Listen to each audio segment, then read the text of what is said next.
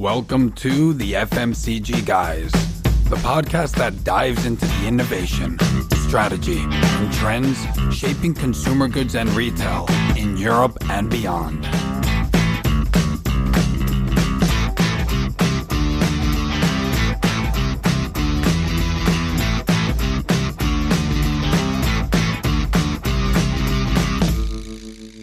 Welcome to the FMCG Guys podcast, live from a very unexpected location, but probably the coolest location we've recorded from so far, at the John Lewis store in the Blue Water Shopping Centre in Dartford in the Greater London area. I'm glad I said this right. By the way, if you're listening to this episode, you can also watch it on YouTube. And if you're on YouTube, good to see you. And we're going to talk today about the great innovation that's happened in this department store, which I'm very excited to be sharing with our two illustrious guests today. On one side, we have Georgia Riley from the John Lewis Partnership. And on the other side, we have James Hay from Barrows Connected Store. How are you guys? Good.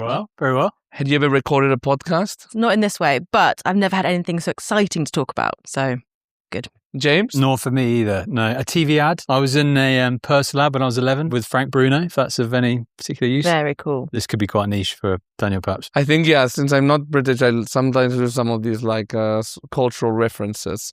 But I have to say, I've done over 280 podcasts. First time I recorded in a store, and first time I recorded this time at night. Yeah, sorry. Because of course we're recording when the store is closed. It is Christmas season. By the time this comes out, it will already be after Christmas season. But it's a great experience. So thanks, John Lewis, for setting this up. It's really cool.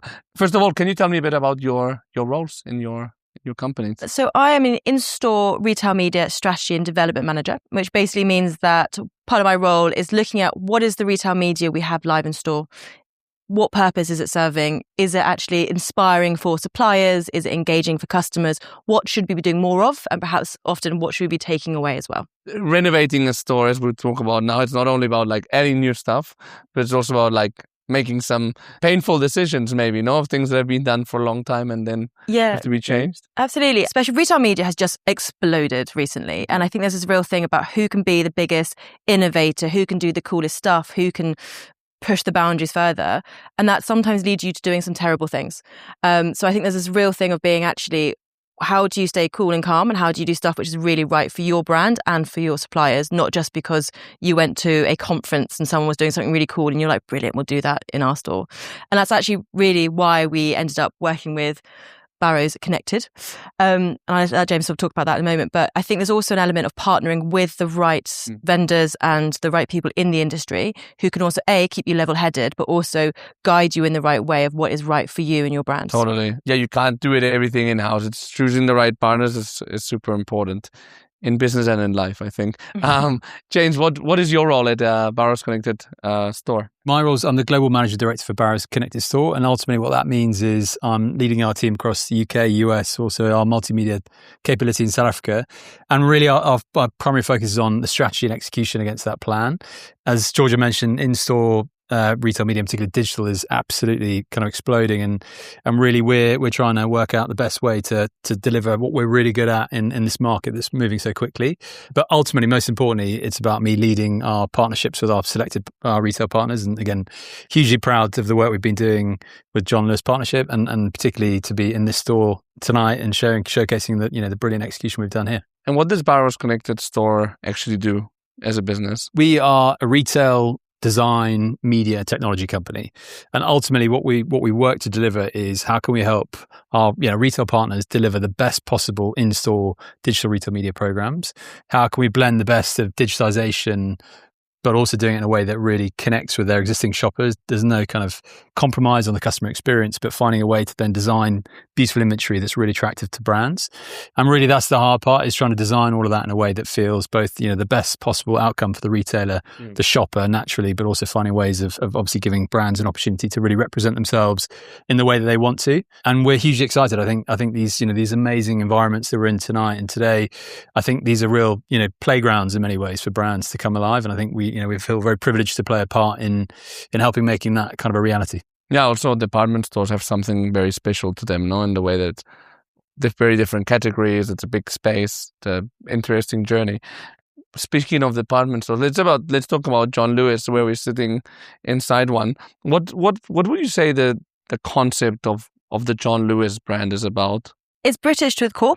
So it's more about kind of really thinking about British heritage and thinking about how do we serve a very unique, loyal and excitable audience with a kind of that heritage element of actually it's a safe space. You know you're going to come in, you know what you're going to get, you know you're going to get great quality, you know that you can come in the special life moments. And we find quite a lot of our customers will come in at life moments, and our job is also then keep them in the other moments. So for an example, you might have someone who does their wedding list at John Lewis, and that's sort of the first time they've really started doing stuff.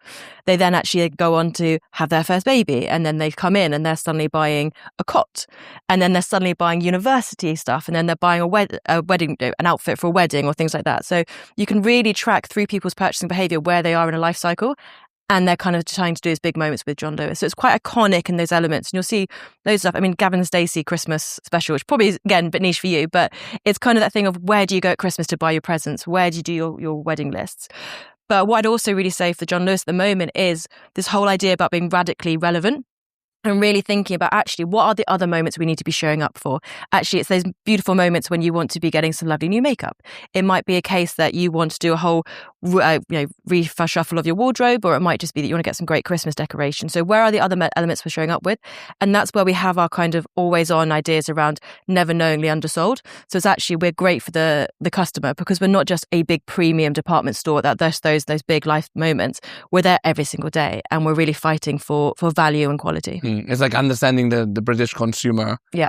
Not only like when they get married and so on, which yes, but also like what are their needs in terms of cosmetics? Like what's relevant, as you said, no? Yeah. I imagine. Is there any like personal stories you have with John Lewis, or any like memories that you have when you were kids? Because I guess it's the kind of brand that you grew up with, no? Here. When my first child was born, I vividly remember going to John Lewis and literally being like, right, please can someone help me work out what on earth I need to do, what I need to get.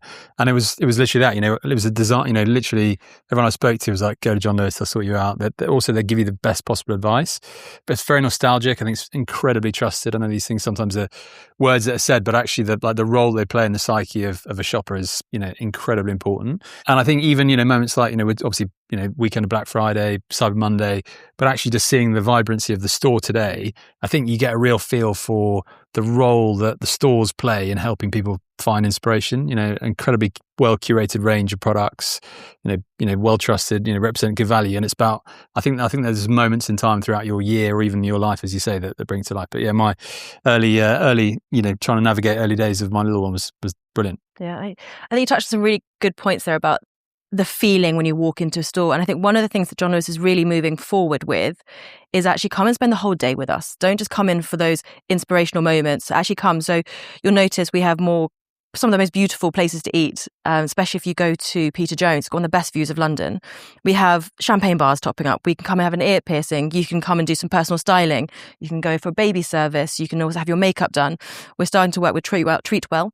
So if you want to come and get a facial. So the whole point is actually come and spend an entire day with us and pick up bits of shopping when you go along the way. But it's actually how do we fit into your entire lifestyle? And I think that's a bit of an evolution of the store. So it's not just a department store.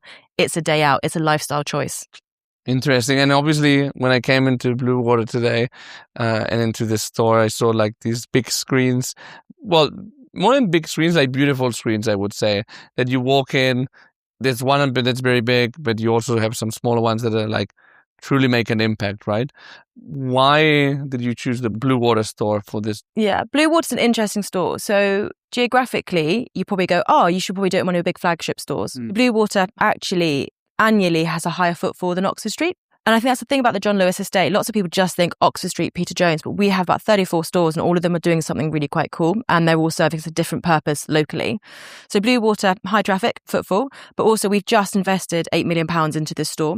And that's a real kind of look to the future of what we're doing. There's a big refresh, a bit of a facelift going on. And that plays into that piece I just said around come and spend the day with us. These are lovely spaces. They sort of feel premium. There's lots going on. There's lots of different activities you can tap in throughout the day. So Blue Water is one of our leading stores now in terms of our new look and feel.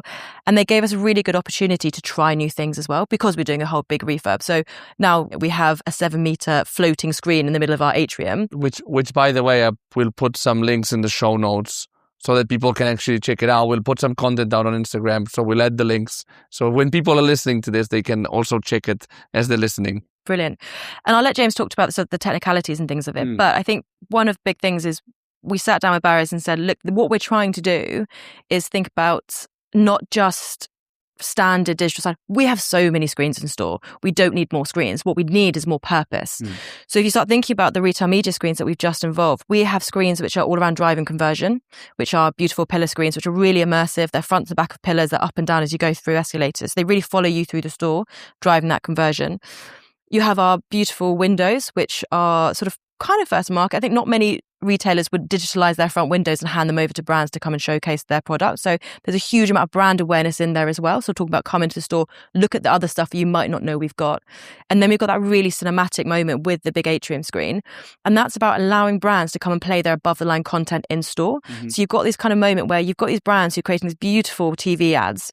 But then how does that really fit into the retail landscape? Well, actually, we've got these sort of cinematic-esque screens where you can play some really cool brand life stories out on. It's like continuing a bit the interaction that people have on their TV and probably mostly on their mobile screens. Yeah. And then they find like the same kind of experience in store, no? It's a point. Absolutely. Yeah. And I think one of the great things about working with Barrows Connect Store is we could have those conversations really around actually what are the different people doing in the different elements of the store. So for instance, the cinematic screen, our big screen in the atrium, that has quite a high dwell time. And actually people are walking around the store several times. So you have that time to have calmness and play out something quite cool and different. Whereas with you've got pillar screen and entrance, it's quite quick. It's 30% off Le Creuset to this weekend, that kind of idea. So I think that's where we're leaning with you guys very much to be like, actually, this is where sort of our creative expertise can come in as well, saying this bit of content can be 10 seconds, that one needs to be 4 seconds, and we can really build our media portfolio around that. And for you guys at Barrows Connected Store, why have you decided to go all in terms of like screens and bit with something that's specific to you guys, which is not screens for the sake of screens, but screens that like really like expand that retail brand to another level? Like why do you think that this has so much potential? Yeah, so I think firstly, it may sound a small thing, but we try not to use the word screens to refer to what we build. I mean, clearly they are made up of screens. So how do you call them? We call them touch points. But I know it sounds a small distinction, but for us it's really important. I mean, George has touched on it. You know, we think about a couple of things. We try and think about, and again, we did this exercise in the store. We really map the customer journey from the moment, you know, you walk into the store, so hence the windows, the kind of that key moments of, you know, high footfall, high impact, you know, where shoppers are really trying to, you know, decompress, but also understand where they're potentially going to navigate around the store. What are they looking for? Is it kind of more mission seeking, or is it maybe a bit more, you know, looking around trying to find? And really, what we're trying to work out is how do we design touch points that feel really relevant or useful in that environment, and designed in a way that doesn't jar, doesn't clash. It's not trying to compete. It's not trying to be noisy. It's just trying to design a way in which you really find kind of the right way of using space. And for us, as a result, what we do is everything's designed bespokely in the context of that shopper journey and that flow. So again, in this environment, you know, we're thrilled with the kind of imagery that's been designed, but also culminating in the cinematic big moment that, you know, Georgia talked about with the atrium, which is, you know, 4 by 7 meters, and it's an incredibly high impact. And it's very high quality as well. Like, yeah, I mean, incredible kind of resolution. But I think the bit for us is about then helping brands as part of that activate in a way that, you know, we all talked about, you know, these are beautiful brands that have got incredible assets that are crafted, you know, developed over decades.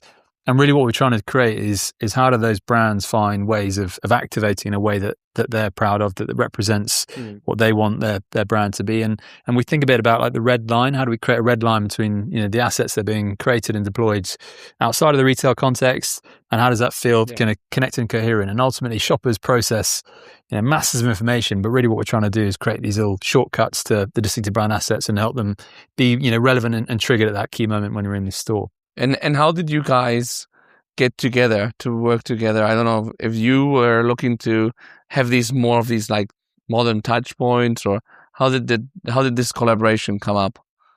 So digital signage in retail media is big. Everyone's talking about it. Everyone's trying to work out how to do it. I think there's lots of other companies out there doing things differently.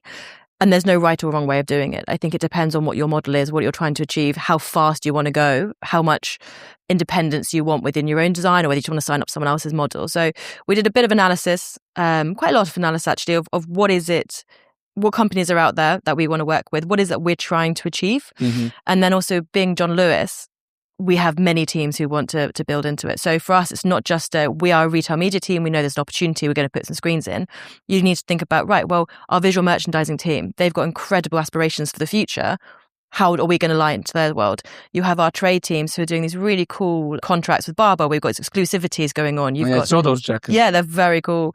And you've got some really cool new brands launching just with us. And you've got like Trini London, really cool sort of first to market stuff. So how does that play into what we're doing as well? So you kind of think about who is the right vendor partner, which is sort of what I guess you guys can call yourselves, I suppose, that can really, understand us as a business, understand that we are not just a silo team. There are lots of opinions, there's lots of goals. And then also think about who can really truly understand what it is we're trying to do in store, but without overcomplicating it. Because when you almost go to a company and say, we want to do something quite premium. We want it to be really unique to us. What you don't want is a company to go, here are hundreds of different ideas, because it's really overwhelming. Well, that's why you go to an expert, no? Because then you get like somebody that's done it before, has done it for, and I guess you see like a pattern of what good looks like. Yeah, absolutely. So I think that was the thing that we sort of interviewed lots of people. And I think it's about 2 years we were sort of really talking, getting nitty gritty about sort of what is we're after. And actually, I think, correct me if I'm wrong, there's probably an element for you guys as well of being, do we want to work with John Lewis? Well, no, in a way that I think we're quite discerning on anyone we work with, and I say that because these are like multi-year programs and partnerships, and actually one of the things that we've always fundamentally believed in is is the retail partner invested in this for the right reasons?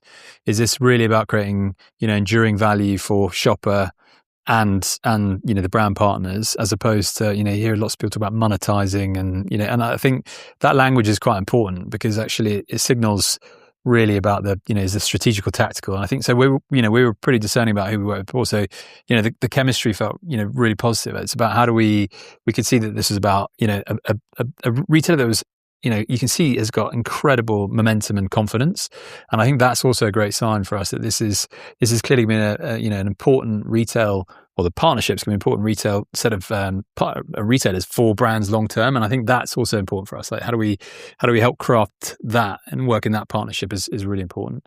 So yeah, we feel we've really enjoyed it. There's a great company called The Magic Source. There's a guy called James Hayhurst. I promise that's not a play on my name. It's a coincidence.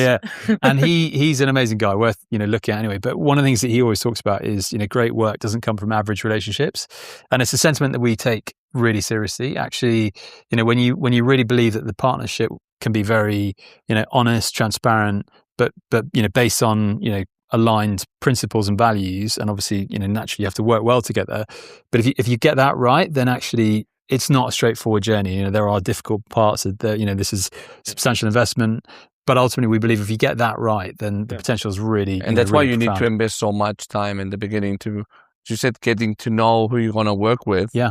It's a bit like an interview process, right? They always say to hire for culture fit, but I think when you're going to partner with someone and you've been in the business for long enough, you know that there's like stages in the relationship in which there'll be like challenging moments, and to build that relationship and feel like, okay, these people I can work with is super, not just like, who can I make money from or whatever. It's like, who can I actually, as you said, create a joint value proposition with. Totally. And I think, for us, what's really important is we're not setting out to create the biggest network. That's really not our goal.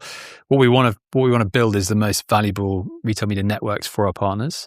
And that's really what drives us. So it's not about having lots and lots of partners. It's about finding the best ones and building something really brilliant, like industry leading or in their vertical, that the top of the industry. So again, we've been really really pleased, delighted with the progress, but I think also the spirit of innovation.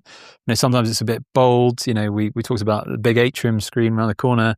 This is when we first showcased the idea. We know it's going to be provocative. We know it's going to be, potentially some people are going to absolutely love it. It might, What did you think at first? When we first saw the first few prototypes, there was an element of, oh my God, what have I done? Because you're going to have to go to the, Peter Ruiz, MD of John Lewis, and go, do you like my screen? It goes, touch point, sorry. So I think it is big, but I think the interesting thing is, what I was really, not surprised by, but just how excited everyone at John Lewis were by the innovation and driving it and doing something bold and different, which I think shows a lot about where our direction is in the future. But I think it also helps, I think, working with Barrows Connect Store is you guys came with a huge amount of expertise of being like, well, and going into that sort of that partnership, the idea of trust, of hands up, we haven't done something like this before. These are where we think it's going to get sticky. This is where I think we can overcome it. You can just go into that in the business as well. So it's almost like we all sign up to the pains together from a really senior level all the way down to sort of... Was there a bit of like a challenge of like, oof, this is the formula that's worked for a long, long time. And now we're going to like really make some bold changes. I guess it must be an interesting one, not that you had to partner with to come up with the case of like, look, we know it's going to change, but that's the change that the company need. And now I guess coming into the store now, it looks very natural, but I guess it was a challenge in some way, no? Like, yeah, I think one of the biggest challenges, and I think this is what many, many companies are going to go for us, it's not just us, is you can build something really beautiful and really cool. If a supplier or brands don't buy into it, you're just left with some big, beautiful touch points. And so I think our journey now is to be like, how do we talk to the likes of Barbour, Trinity London, or home brands, and think about actually, this is what we've got, come and use it. And I think that's probably our next bit of a journey as well. And I think there's been quite a clear message from the business of being like, this is all really cool, but you guys need to make it sustainable. So I think, and anyone building a retail media network will say the same of, I don't think there's anyone I've ever met who said the first few months are easy, because it's like launching any product, whether you're launching a new IT system or whatever, getting something off the ground, doesn't matter how shiny it is always going to be a bit of a bumpy one. A bit scary as well. Yeah, absolutely. So that's the biggest thing. I think the business know that digital signage is big. They know retail media is big. I think it's just for us to prove that how we're going to do it for John Lewis is the right way of doing it. Yeah, fortune favors the bold, right? Yeah. So it's a bit along these lines. When you looked at this project, how did, or looking at the results even, how did you make it like, I don't know if uniquely or specifically success, like thinking how are we going to make this successful for John Lewis? Were there any particularities? Yeah, so I think firstly, George touched on a little bit, but the understanding the audience and the shopper base is incredibly important. This is a very famous, precious British brand. You have to treat it with the appropriate care and attention, but also understanding its position in the market. It's a kind of, the audience is not exclusively, but it's a kind of slightly older, slightly more affluent demographic. But I think what's really important is understanding how do you develop solutions that are going to really work without in any level of compromise. In fact, you're looking for improvement, not discrimination. And even talking to the store manager today, it's amazing how a lot of the kind of verbatims are around, feels like the store's been modernized. This feels like an elevation of, they may not always explicitly reference the touch points, but it's often, reference to, this feels a bit more, feels a bit lighter or different. So I think we wanted to be really sensitive to that audience, making sure that we were, very respectful. But I also wanted, I think we really wanted to bring, the sense of, the modern dynamism that's you can see and the confidence in the brand. So how can we also find ways of bringing, things that felt, brave and punchy, and try and find the right balance between, imagery that was, well considered, and some, again, Atrium's an obvious example, but it felt like they could really punch and they could create real disruption. And again, you look at the announcements or the coverage from the launch, you get a real sense that actually it felt perhaps a bit unexpected. And I think that's really caught the attention, and the supplier feedback's been, really positive in the same way. So I think it's about trying to find the right balance of, being respectful, but then also helping drive an innovation agenda and trying to find the sweet spots. And I think there's something interesting that you said, and it's true that this is a store for relatively affluent people. I mean, there's nice brands that have a certain cost. Like, this is not a value retailer. This is like a retailer where people go for the experience, and I think ultimately the quality of the products, no? Yeah, absolutely. I think that needs to really reflect on what we're trying to do from a retail media perspective. We talked about it before in terms of scale. We're never going to have the huge scale of a Superdrug. We don't want to be a Superdrug, but we've got 34 stores. And so actually thinking about how do we really lean into that premiumization, that differentiation, and so really think about we own the spaces, and we've got some really cool things we can do within it. So that's kind of where our niche, I think. Yeah, and it's also like where a lot of brands want to start to be popular, and where the trendsetters are in places like this, no? Yeah, and I think that's a really important point. And again, we spent quite a bit of time talking to brands as part of the discovery process anyway. A lot of the description coming back was that John Lewis is really a brand beacon in terms of like when you think about innovation or launches, certainly in some of the key categories here, electricals, beauty, more premium beauty, fashion increasingly. I think what it gives you is it allows those brands a great platform for innovation launch. And, there aren't that many options that can offer that kind of level of real estate and in a way that feels, really trusted and protected. So I think, designing that kind of inventory is really, it's a real privilege. It's also great fun. And I think it allows the brands to bring, the full power of the innovations to life. And again, just seeing, Samsung on the entrance is a great example, this incredible new Hoover's an amazing solution. So just I think creating the platform, the canvas for this big innovation to come to life is great. Was there something that you were particularly specific about during the briefing of how can we make this experience premium that you had in mind for these touch points? For me, the biggest bit was making sure that whatever we did really fitted into the environment. Yeah. What we don't want to do is just slap a big touch point on the side of a wall and it to look really foreign in the space. All has to look like it gels. And I think there's this real thing that you talked about earlier around the decompression. Our customers, we want them to come into the space and just feel really safe, really thought about, really looked after. And there's an example we always use about thinking about a truly connected store is actually a customer's moving around it and doing different things. So you might get someone who comes into the store, they're super flustered. They've been invited to a wedding in 2 weeks' time. They don't know anyone going. They're going with their new boyfriend or whatever. And they're instantly in a store. Sounds like fun. Exactly. So you're really for this sort of high pressure. You built up this massive thing in your head.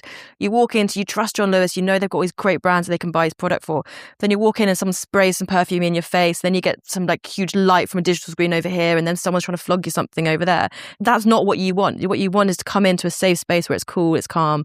You can go to someone really helpful who's going to help you out. And you're going to leave feeling like you had the best experience and you're ready for whatever comes next. That's what you need to do. And our media and our digital touch points and anything we do in store, whether it's sampling, whether it's pop-ups, whether it's a new digital screen network, all of that has to fit within that. So I think that's the idea when we talk about premiumization. It's not just that, it's about someone's mindset over the course of the 1, 3, 4 hours that they're with us.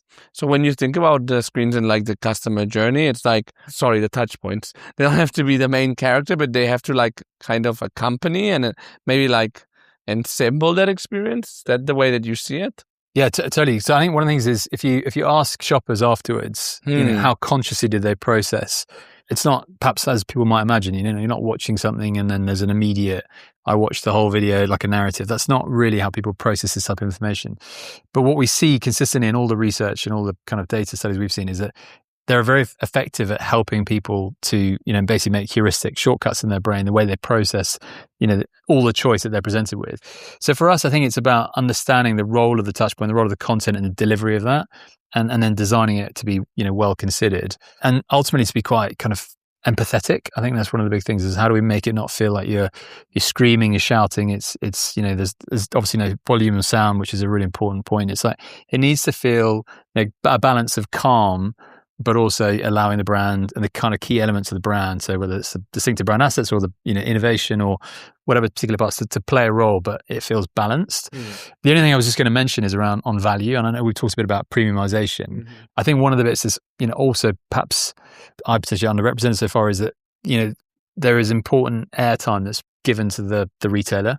And I think even looking that there's so much that's represented in value that's brought to life in all our touch points. So again, I think we're not premiumizing the store. I think we're creating premium inventory, but I think it's also giving a platform for the John Lewis brand to represent what value means to it and how it articulates brand to its shoppers. So value, which is not the same as price. Let's clarify that. Yeah, exactly. Value's got multiple dimensions, and we've all got our own interpretations of it. But I think there's some important, really important, confidence that John Lewis gives to its shoppers. Whether it's they're obviously never knowingly undersold is clearly a great example. But even in the Black Friday executions, the way in which it represents. So I think for us, I think it's just making sure that this is creating great imagery, but it's also doing a really important job for the brand and making the John Lewis brand work really hard in the key moments that it wants to speak to. Other than being in a John Lewis store, which is, you have the demographic and you're close to the point of purchase, etc. Why do you think that the touch points or the screens are particularly attractive for brands to invest in? Is it still like relatively because I heard Gary Vee the other day saying on a podcast that he felt like retail media was still underpriced. I think, to be honest with you, we're still trying to work it out a little bit. We're creating something ourselves. And I think there's this idea of we're building what we think is the right thing. Mm-hmm. And I think we're building something that we are assuming suppliers are going to want and buy. And it's the idea as well that you can't be too mental and radical and too bold, because when you're going to a shopper marketer who's got their trading budget or their shop marketing spend and they go, I don't understand what you're selling, I'm not going to buy it. Or I don't know how this is going to fit into everything else. And I don't know how to explain this to my boss, why I spent the money on that. It sounds more expensive than that thing over there. It sounds a bit more different. I don't understand the KPIs of this bit of inventory that you're pushing at me. So I think there's an element of when you're building all this stuff is thinking about, right, well, we want to do something unique for John Lewis. We want to do something that's really cool that other people aren't going to do. That's also why we think people will buy into it, because they are buying into it because John Lewis is doing something cool and new. But it also needs to be something that they understand, that a brand who's buying into our retail media network, they understand what they're buying, they understand what it's pushing, and they understand how it fits into the other things they're doing around the nation as well. So a great thing is we're in Bluewater, we've got a shopping centre, we've got some highest footfall in the country out there. We've got these beautiful digital screens which are phasing out into the shopping centre. Mm-hmm. So there's a bit of a digital at home element kind of coming into that, which is not digital at home, it belongs to us. But there's a cinema here, the shopping centre is open till I think about 1 a.m. So you've got that constant footfall traffic going on. So it's actually thinking about how are we helping brands go a bit further with their pretty traditional shopper marketing budgets by offering them something a bit new, which is still slightly within their world. Yeah, I think it's a bit of a change of paradigm of like retail media to be seen as like, oh, you just see this brand show up here just to buy them that day, to like being more part of like what we're saying, the storytelling and part of like the general brand assets, And I think there's a big opportunity there, Totally. We see a huge opportunity for brands to have ability to elevate the way they execute. Well, you see it across the board. I mean, Totally. Because you must be a big proponent of like the power of this, like not only like as a bottom of the funnel, but as a way of building brands. I mean, totally. What type of advice are you giving brands, or how do you like overcome these objections that Georgia was talking about? So I think firstly being really grounded in articulating really well and accurately the value of the audience, what makes it truly unique, and in John Lewis that is actually relatively easy to do because it's a pretty powerful asset in terms of the footfall, the value of the audience, and these really incredibly important moments in the calendar, the seasonal year that John Lewis plays. So I think allowing to have a real moment of cut through, but I think then it's also about how we help brands maximize their assets in the full impact. Again, designing assets for these particular touch points is all included in the service delivery. So we find ways of really making sure that it feels really accessible. We take any friction out of the process of engaging and buying. But ultimately what we want to do is we want to allow the beauties of these incredible brands to be maximized and for them to feel like they are truly represented in the way that they'd want to be. Obviously they have full approval of all the content and sign off, but we help them understand the best way to showcase what they want to talk about, understanding the reality of how audiences really engage and process this. So I think there is a journey of it helping educate and helping people to understand it, but I think what we're seeing consistently is the power of this to make a big impact on the choices that shoppers make. Mm-hmm. And again, there's a huge amount of research in the industry at large around actually the power of digital to help influence is really powerful. Consistently outperforms analog or printed. Understanding how you find the right balance of all the inventory is really important. But actually, we're seeing consistent cut through from a sales productivity point of view. And what do you tell like brands when they tell you like, oh yeah, like how is this gonna get me more sales, or why is this worth it? I don't know if there's any like mantra that you have for brands to overcome these challenges. That's a good thing we should think about. But I think a lot of, we try and anchor us as a lot in like really understanding how shopper psychology, how they process information. And again, I think what's important here is we talk about empathy a lot. People, when they're in these environments, they're being presented with a huge array of products. They're trying to navigate, they're trying to understand where they go.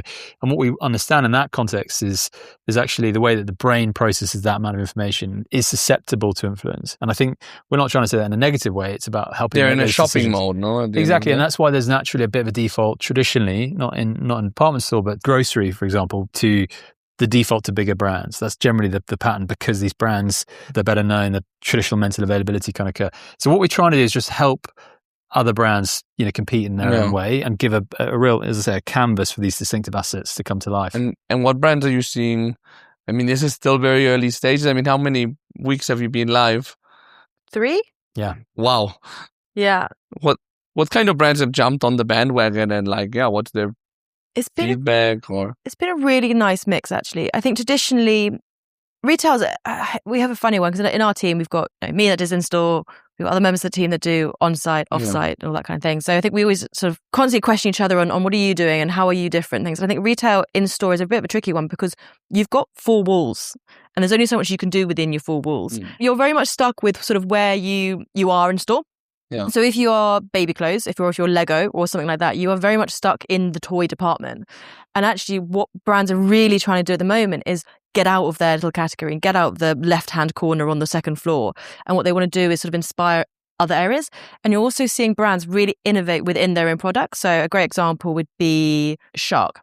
So obviously Shark Ninja have got they've got their air fryers. They also now have red light masks. They've also moving into lots of different kind of sporting activities and things like that. So, or if you're a Whoop watch, technically you sit on the tech brands, tech floor, but you probably want to sit in maybe a fashion area and sort of think about that. So what we're trying to do now is thinking about how can we help brands educate everyone around the store and what they're doing and where they're going. And because of that, we're seeing all types of brands buy into it. Oh, interesting. And how are you seeing these touch points in store combining with the rest of your retail media offering? Also in a brand, when you're speaking with a brand about John Lewis partnership. For John Lewis specifically, it's sometimes a bit of a tricky one because you have brands who are particularly trying to get headroom in an area. So it might be headroom growth online or it might be in store. So it's really hard to sort of talk to a brand and go, actually, you know what, holistically, this is what you should be planning across your media campaign of the year. And actually you get brands who go, you know what, I've got sort of 30,000, I'm going to plug it all over here and hope for the best. When actually there's a whole world of things you could be doing to influence across our different media and online and in store. And shoppers really do behave differently. So I know everyone's sort of heard about the sofa to store analogy of you sit on your sofa, you're scrolling through an app, then you come in store. Because actually, especially if you're buying a $4,000 sofa or you're buying a new pair of headphones, which are £300, something like that, you probably want to go and look at them and sit on it and try it on. But then actually, I definitely do. Yeah, but then you might not want to do it. And actually, in store now, we have 12 ways to pay.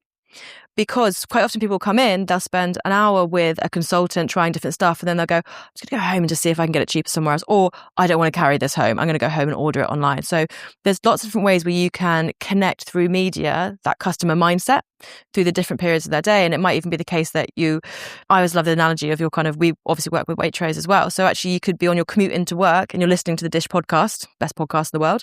And then you go on the bus and you go past a John Lewis store and you see some branded windows, which have been sponsored. And you've got David Beckham in his pants talking about Hugo Boss or whatever.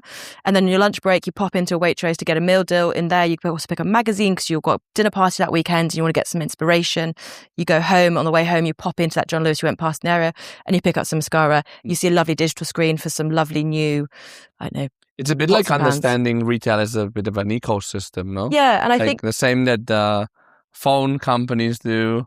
Yeah, and I think that's what you want to really push, but it's really hard when you are talking about media to talk to a shopper marketer who just wants a page in a magazine because they understand that that's where they want their investment to go. What about the CMOs? Yeah, I guess there's a bit of work that we need to be doing to get to them. And I think actually we did the John Lewis supplier conference in the summer.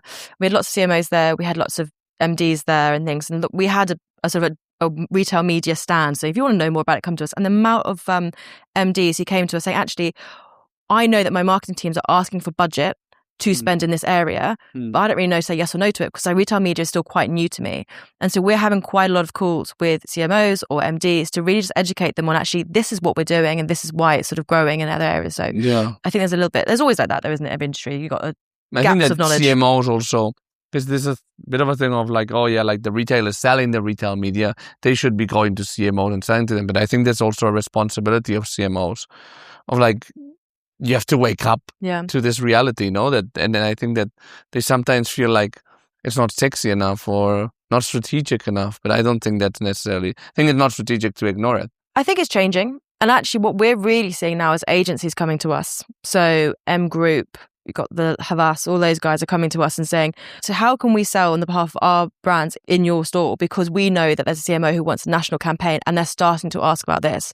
And we sort of go, well, we don't really work with agencies right now. Starting to. And retail media has been in the bloom for 3 years. So. I think because for a long time, it was really sort of tied up with trade deals. Yeah. And I think there was a bit of a thing for brands going, well, you're already asking us to spend money on promotion.